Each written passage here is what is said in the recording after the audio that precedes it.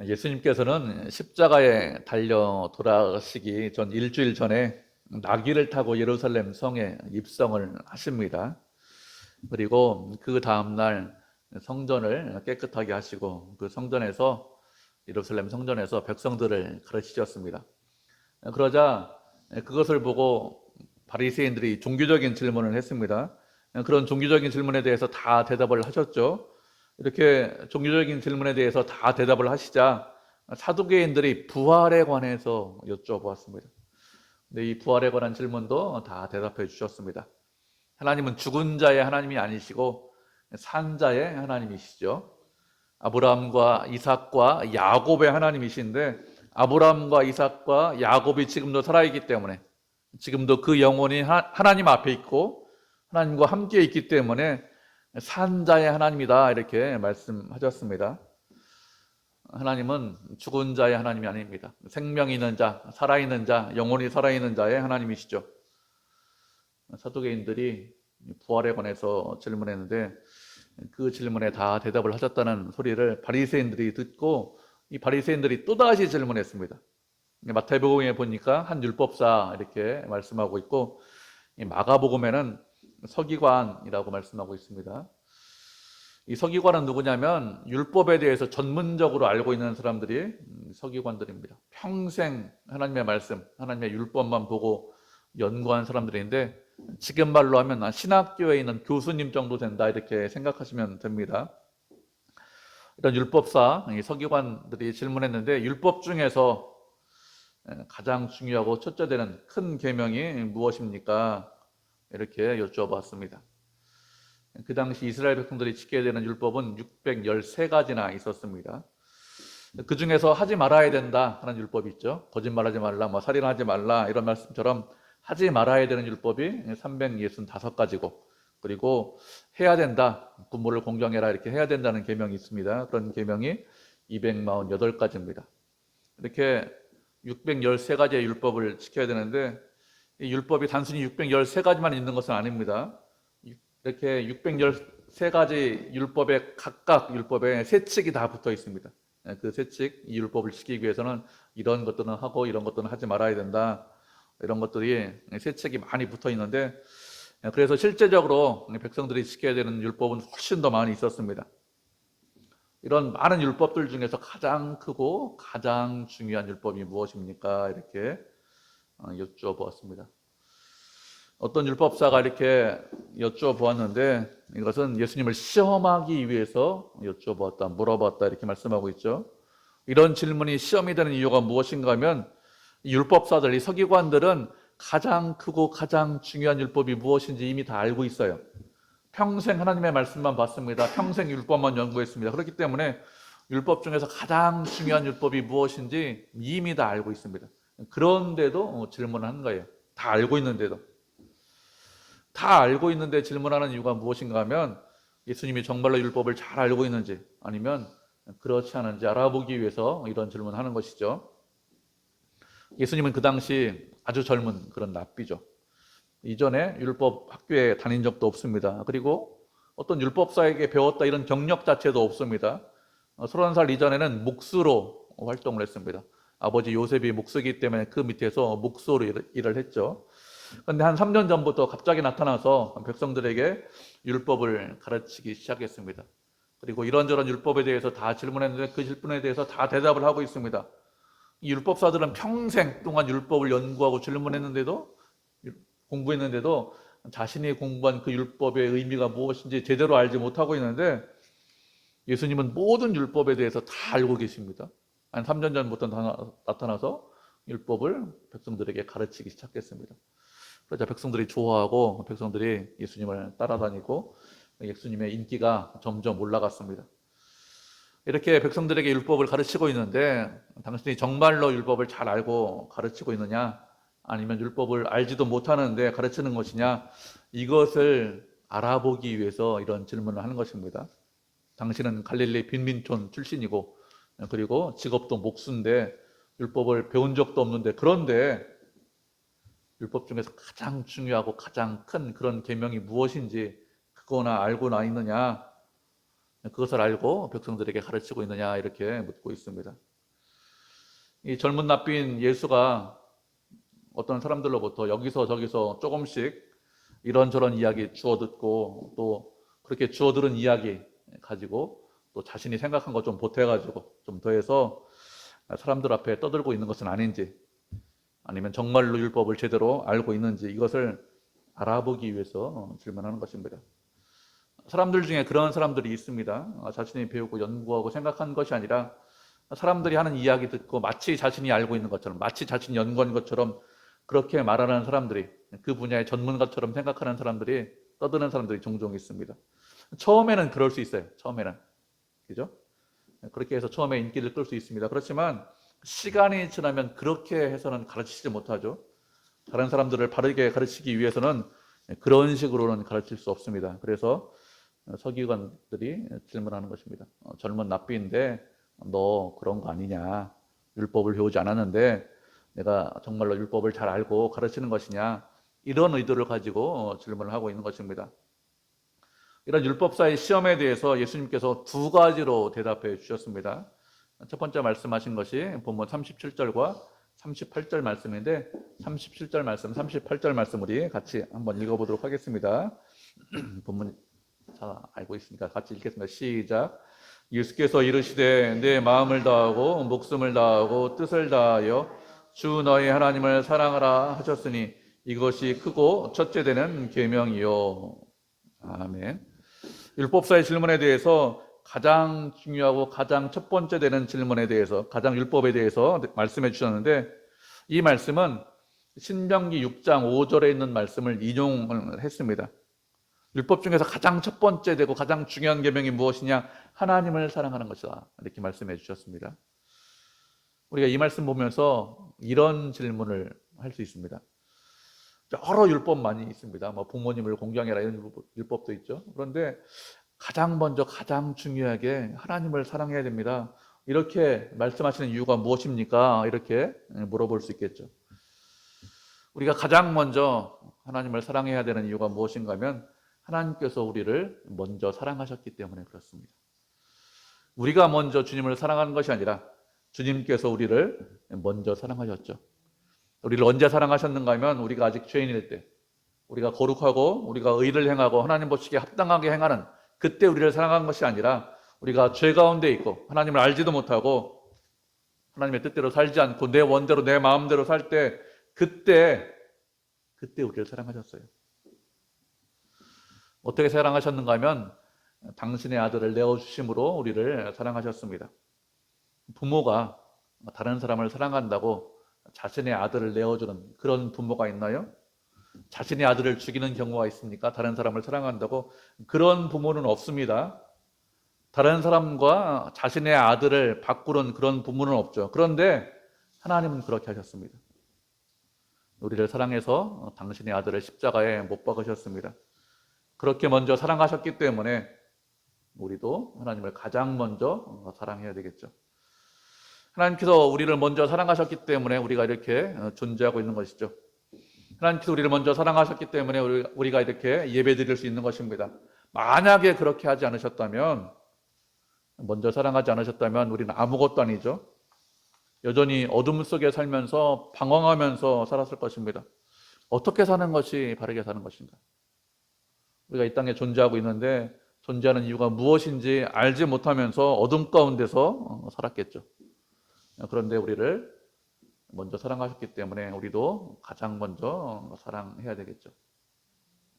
그리고 첫 번째로 하나님께서 우리를 사랑하라 이렇게 말씀하셨는데 이것은 하나님을 가장 최고로, 가장 우선으로 사랑하라 이런 뜻입니다. 하나님을 가장 최고로, 가장 우선으로 사랑해야 되는 이유가 무엇인가 하면 우리가 무엇을 사랑하면 그것이 우리의 신이 되기 때문에 그렇습니다. 사람이 우리 마음 가운데 무엇을 섬겨요, 무엇을 사랑합니다. 그래서 늘 마음에 품고 있습니다. 그러면 그것이 우리의 신이 됩니다. 우리가 돈을 마음에 늘 품고 있습니다. 그러면 돈이 신이 되겠죠. 우리가 명예를 사랑해서 명예를 늘 마음에 품고 있으면 명예가 신이 됩니다. 가족을 늘 마음에 품고 있어 보세요. 그러면 그 가족이 신이 됩니다. 하나님을 가장 사랑해서 하나님을 내 마음에 늘 품고 있으면, 그래서 하나님이 내 신이 되면 그러면 아무런 문제가 없습니다. 하나님께서 우리를 사랑하시고 우리를 바르게 인도하시기 때문에 하나님을 신으로 섬기고 모시는 것, 그것은 아무런 문제가 없죠. 그런데 하나님 이외에 다른 것들을 신으로 섬기고 모시면 어떻게 될까요? 그러면 바른 길로 갈 수 없습니다. 돈이나 명예나 아니면 다른 어떤 것들, 건강이나 이런 것들이 우리를 바른 길로 인도하지 않죠. 그런 것들을 사랑하고 그런 것들을 내 마음 가운데 섬기고 있으면 무엇이 길인지, 내가 인생을 어떻게 사는 것이 바르게 사는 것인지 알지 못합니다. 오직 하나님께서만 바른 길을 말씀하시죠. 내가 곧 길이요 진리요 생명이라고 말씀하셨습니다. 그렇기 때문에 우리는 하나님을 가장 최고로 가장 우선으로 사랑하고 섬겨야 됩니다. 그래야 인생을 바른 길로 갈 수 있습니다. 그렇지 않으면 바른 길로 가지 못하죠. 그렇게 하나님을 사랑하고 섬기는데 그냥 사랑하고 섬기는 것이 아니라 어떻게 사랑하고 섬기라고 하셨는가 하면 마음을 다하고 목숨을 다하고 뜻을 다해서 사랑하고 섬기라고 했습니다. 그냥 하나님을 사랑합니다, 이렇게 말로만 고백하는 것이 아니라 마음과 목숨과 뜻을 다해서 사랑을 하라고 했습니다.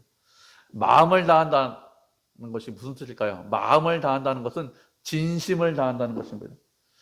예전에 어떤 운동선수가 인터뷰하는 것을 봤습니다. 그런데 그 운동선수가 인터뷰할 때, 저 운동할 때 마음을 다해서 진심으로 저 운동합니다, 이렇게 인터뷰하는 소리를 들은 적이 있습니다.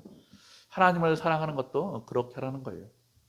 가식적으로, 외형적으로 사랑하는 것이 아니라 마음을 기울여서, 마음을 다해서 주님 사랑합니다, 이렇게 하라는 것이죠. 진심으로 우리가 사랑해야 됩니다. 그리고 목숨을 다해서 사랑하라고 했습니다. 목숨을 다해서 사랑하라는 것은 목숨 걸고 사랑하라는 거예요. 나에게 이익이 있고 나에게 어떤 좋은 점이 있습니다. 그러면 목숨 걸고 사랑해요. 그런데 나에게 불이익합니다, 나에게 이익이 없고 나에게 손해가 본다면, 그러면 하나님을 모른 척하고 하나님을 외면하는 것이 아니라 유익이 있든지 없든지 어떤 경우든지 생명 걸고 목숨 걸고 사랑하라, 이런 뜻입니다. 그리고 뜻을 다해서 사랑하라고 했습니다. 뜻을 다한다는 것은 의지를 가지고 사랑하라, 이런 뜻입니다. 그것은 사랑하는데 사랑하는 것이 단순히 감정이 아니라는 것입니다. 우리가 사랑한다고 하면서 이 감정이 상하면 상대방을 사랑하기 상당히 어려워요. 감정이 좋으면 사랑할 수 있습니다.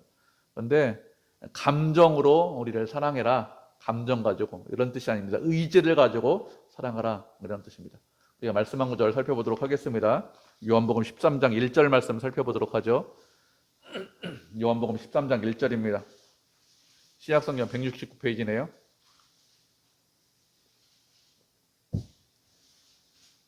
요한복음 13장 1절 말씀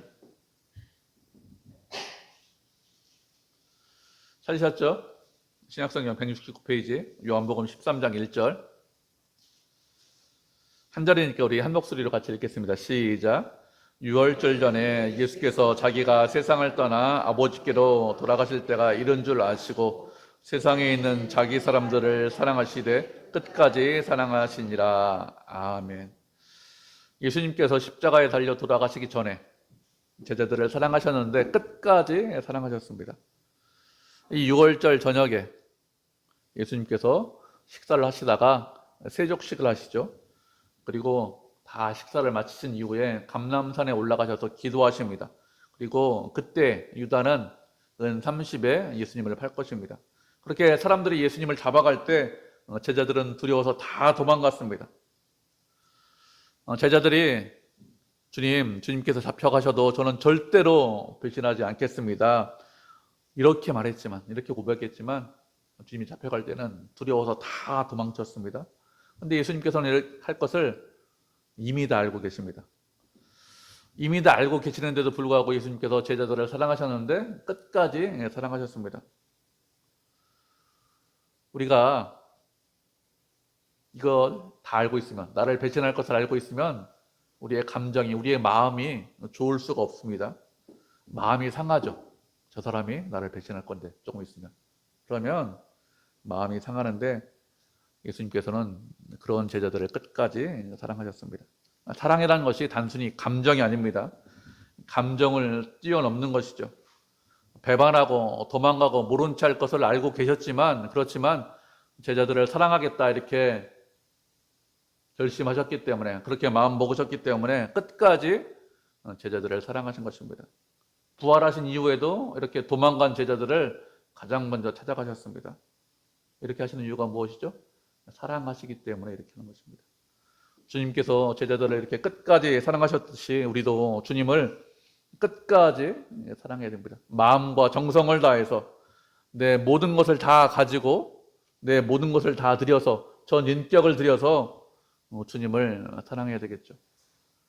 내 모든 것을 가지고 주님을 사랑하는 이유가 무엇인가 하면 주님께서 모든 것을 우리에게 주셨기 때문에 우리도 그렇게 주님을 사랑해야 됩니다. 이렇게 율법 중에서 가장 첫 번째 되는 계명이 하나님을 사랑하라는 계명인데, 내 모든 것을 동원해서 내 인격을 다해서 온 마음을 다해서 가장 먼저 주님을 사랑하는 것이 첫 번째 계명입니다. 그리고 예수님께서 두 번째 계명도 말씀하셨는데, 두 번째 계명이 무엇인지 우리가 말씀 읽어보도록 하죠. 본문 39절 말씀입니다. 본문 39절, 마태복음 22장 39절 말씀이죠. 같이 읽겠습니다. 시작. 둘째도 그와 같으니 내 이웃을 내 자신같이 사랑하라 하셨으니. 아멘. 예수님께서 말씀하신 두 번째 계명이 무엇이냐? 이웃을 사랑하라는 계명입니다.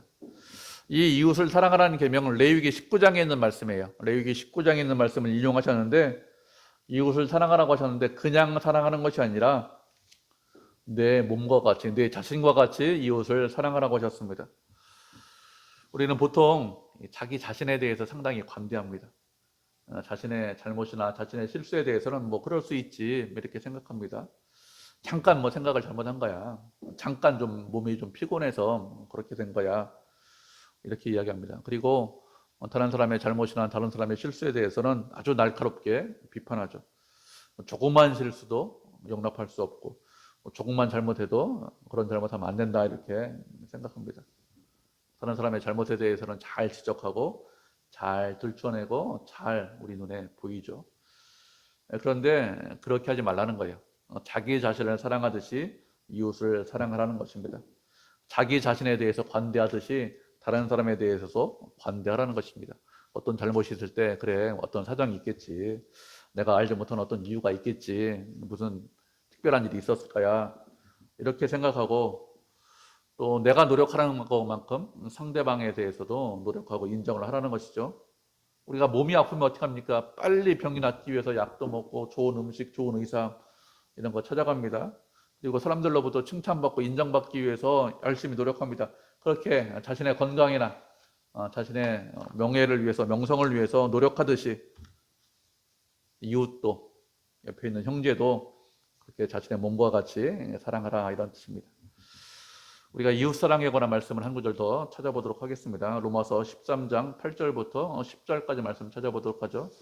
로마서 13장 8절부터 10절까지 말씀, 신약성경 257페이지입니다.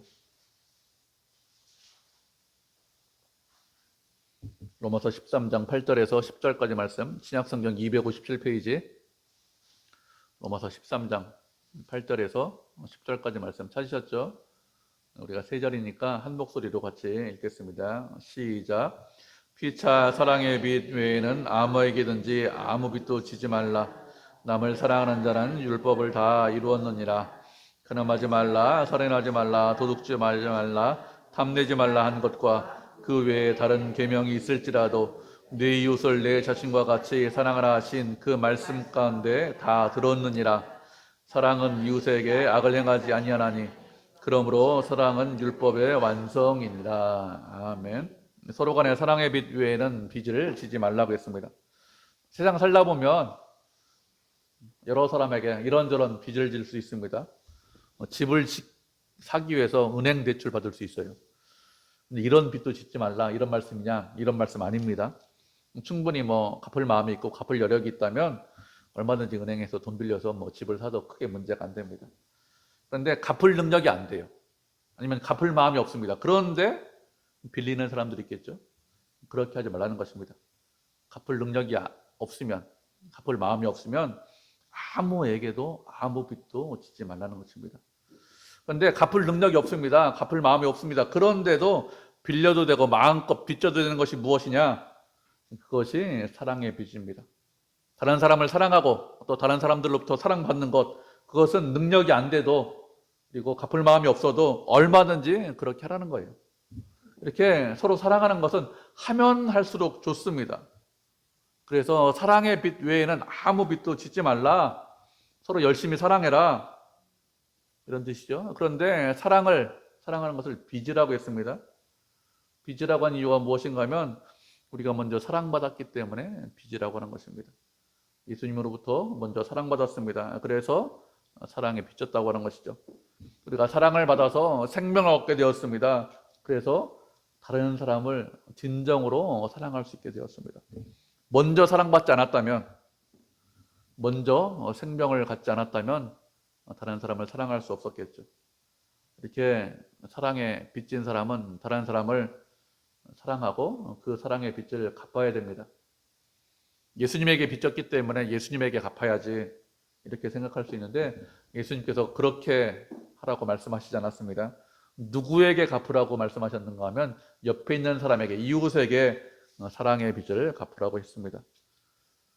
사랑하면 율법을 다 이룬 것입니다. 율법의 대표적인 것이 무엇이냐? 사람을 사랑하는 대표적인 계명이 무엇이냐? 부모를 공경하고 살인하지 말라, 가늠하지 말라, 도둑질하지 말라, 거짓말하지 말라, 내 이웃의 것을 탐내지 말라. 사람을 사랑하는 율법의 가장 대표적인 것이죠.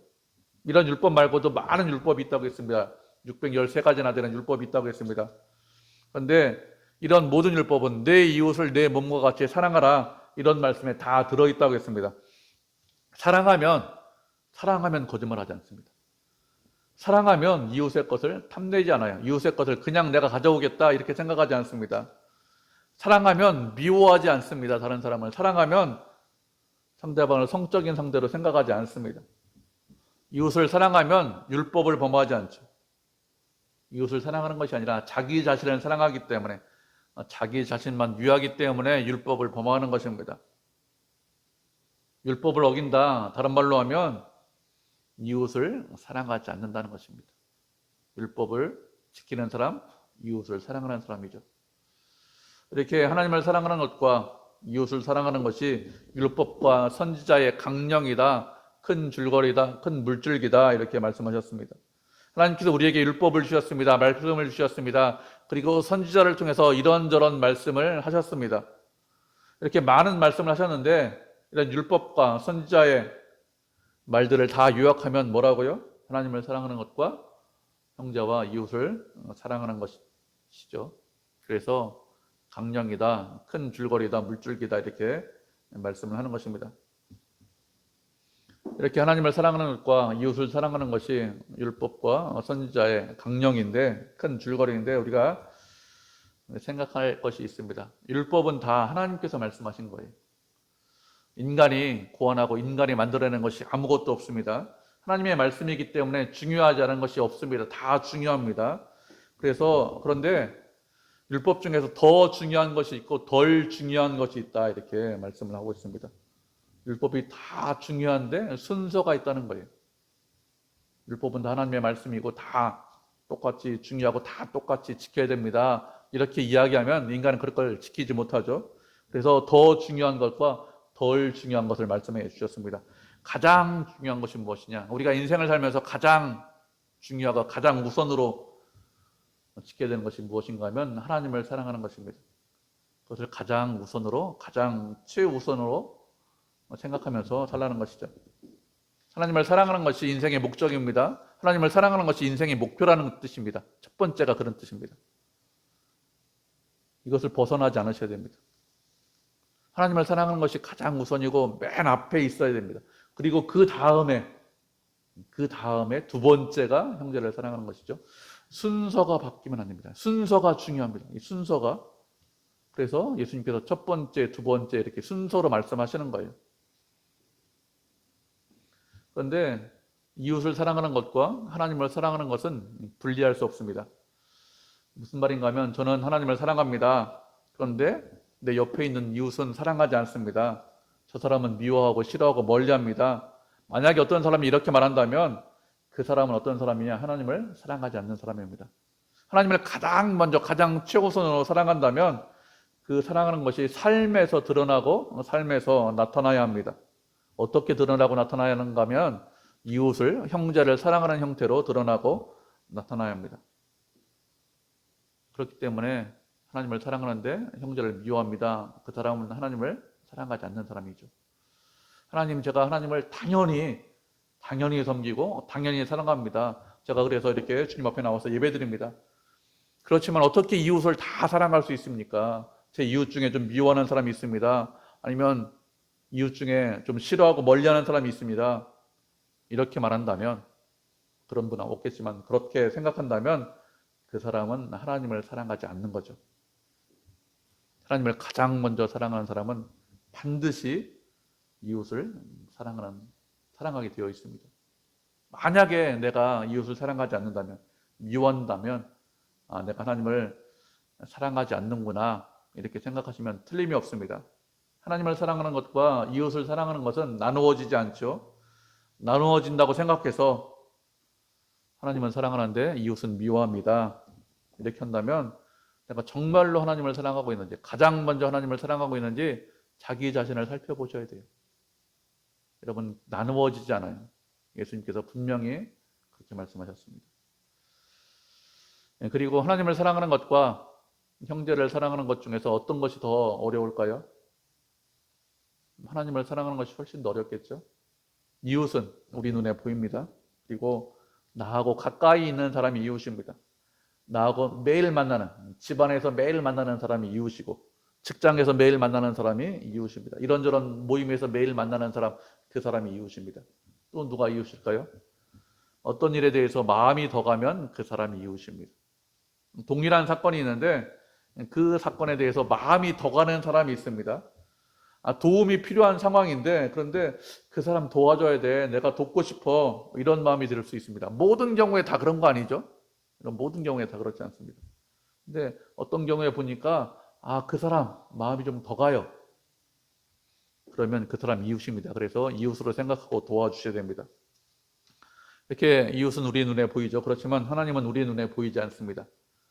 보이지 않는 하나님을 사랑하는 것 쉽지 않죠. 쉽지 않죠. 그것도 그냥 사랑하는 것이 아니라 마음과 정성과 온 힘을 다해서 사랑하라고 했었는데, 그렇게 사랑하는 것 쉽지 않습니다.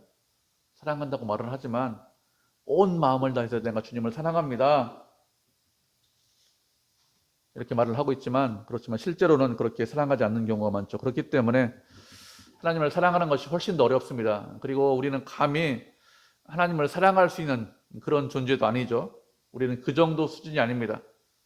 사랑이다라면 어느 정도 대등해야 사랑할 수 있습니다. 그렇지 않으면, 서로 대등하지 않으면, 급이 안 맞으면, 체급이 좀 다르면 사랑한다는 것이 성립하지 않아요. 사랑한다는 것의 전제 조건이 무엇이냐? 어느 정도 대등한 관계가 되어야, 그래야 사랑한다 이렇게 말을 할 수 있습니다. 하나님께서 우리를 사랑한다 이렇게 말씀하셨는데, 이 말은 다른 말로 하면 우리를 당신과 거의 대등한 존재로 만들겠다, 이런 의미가 있습니다. 대등하게 만들려고, 동등하게 만들려고 사랑한다 이렇게 말씀을 하시는 거예요. 어느 정도 대등하게 되기 전까지는 사랑한다 이렇게 말씀하셨는데 일방적인 사랑이죠. 그렇기 때문에 하나님을 사랑하는 것 그렇게 쉽지 않습니다. 그렇다고 형제를 사랑하는 것도 쉽냐? 그것도 쉽지 않죠. 하나님은 신실하십니다. 변함이 없습니다. 언제나 우리를 끝까지 책임지시고 끝까지 우리를 사랑하십니다. 그런데 이웃은 그렇잖아요. 사람은 변합니다. 사랑한다고 하지만 상대방에 대해서 오해할 수 있습니다. 상대방의 반응에 따라서 상처받을 수 있고 또 낙심할 수 있습니다. 그래서 옆에 있는 형제 사랑한다고 하지만 사랑하는 거 그렇게 쉽지 않습니다. 하나님을 사랑하는 것도 형제를 사랑하는 것도 쉽지 않죠. 그렇지만 사랑하는 것이 모든 율법의 완성이라고 했습니다. 쉬우면, 누구나 할 수 있으면 이렇게 말씀하시지 않았겠죠. 어렵다는 거 하나님도 알고 계십니다. 그렇게 어렵다는 것 알고 있고 어려워도 하나님을 사랑하고 형제를 사랑하셔야 합니다. 그렇게 하나님을 사랑하고 형제를 사랑하는 것이 주님을 따라가고 닮아가는 것이죠. 하나님은 사랑이십니다. 하나님은 사랑이십니다. 하나님께서 사랑이신 것처럼 우리도 하나님을 따라가고 하나님을 본받아서 하나님을 사랑하고 형제를 사랑해서 하나님께 영광을 돌리는 그런 믿음의 성도, 은혜의 성도가 되시기를 주님의 이름으로 축복을 드립니다.